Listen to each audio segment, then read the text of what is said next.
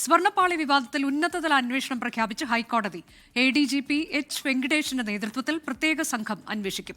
ഗൂഢാലോചനയ്ക്ക് പിന്നിൽ ഉണ്ണികൃഷ്ണൻ പോറ്റി മാത്രമല്ല എന്നും ഉദ്യോഗസ്ഥരുമുണ്ടെന്നും കോടതി നിരീക്ഷിച്ചു. അതേസമയം ശബരിമല ദ്വാരപാലക ശില്പത്തിലെ സ്വർണ്ണപ്പാളിയിൽ കവർച്ച നടന്നുവെന്ന് ഇടക്കാല റിപ്പോർട്ടിൽ ദേവസ്വം വിജിലൻസ് സ്ഥിരീകരിച്ചു.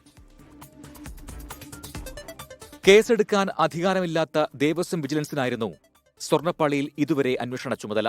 ദ്വാരപാലക ശില്പത്തിലെ സ്വർണ്ണപ്പാളിയിൽ കവർച്ച നടന്നുവെന്ന് സ്ഥിരീകരിക്കുന്ന ദേവസ്വം വിജിലൻസിന്റെ ഇടക്കാല റിപ്പോർട്ട് പരിഗണിച്ചാണ് ഹൈക്കോടതിയുടെ നിർണായക തീരുമാനം. ADGP എച്ച് വെങ്കടേഷിന്റെ നേതൃത്വത്തിലാണ് അന്വേഷണം. ഹൈക്കോടതി ഓർഡർ പ്രകാരം ബഹുമാനപ്പെട്ട ഹൈക്കോടതി ഓർഡർ പ്രകാരം നമുക്ക്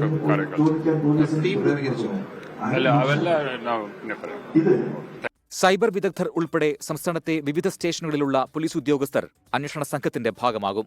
2 ആഴ്ചയ്ക്കുള്ളിൽ ഇടക്കാല റിപ്പോർട്ട് നൽകാനാണ് നിർദ്ദേശം. 1 മാസത്തിനുള്ളിൽ അന്വേഷണം പൂർത്തിയാക്കണം. അന്വേഷണത്തെ സർക്കാർ സ്വാഗതം ചെയ്തു. ഏറെ സ്വാഗതം ചെയ്യുന്നു.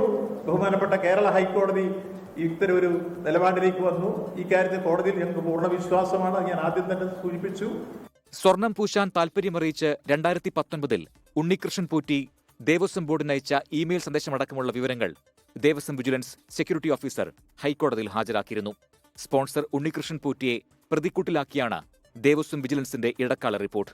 2019 ഉണ്ണികൃഷ്ണൻ പോറ്റിക്ക് നൽകിയ സ്വർണ്ണപ്പാളിയല്ല തിരികെ എത്തിച്ചതെന്ന് ഫോട്ടോ പരിശോധനയിലൂടെ സ്ഥിരീകരിച്ചു.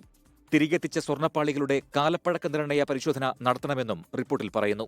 ചെന്നൈയിൽ കൊണ്ടുപോയ സ്വർണ്ണപ്പാളികൾ തിരികെ കൊണ്ടുവന്നപ്പോൾ തയ്യാറാക്കിയ മഹസറിലും പൊരുത്തക്കേട് കണ്ടെത്തി. മഹസറിൽ തിരുവാഭരണം കമ്മീഷണറും ദേവസ്വം സ്മിത്തും ഒപ്പിട്ടിട്ടില്ല. 24 കൊച്ചി. ലോകത്തെവിടെയായാലും ഏത് സമയത്തും 24 വാർത്തകളും ഓഗ്മെന്റഡ് റിയാലിറ്റി പാക്കേജുകളും എക്സ്പ്ലെയിനറുകളും വിശദമായി കാണാൻ ഞങ്ങളുടെ യൂട്യൂബ് ചാനൽ നിങ്ങൾക്ക് സബ്സ്ക്രൈബ് ചെയ്യാം.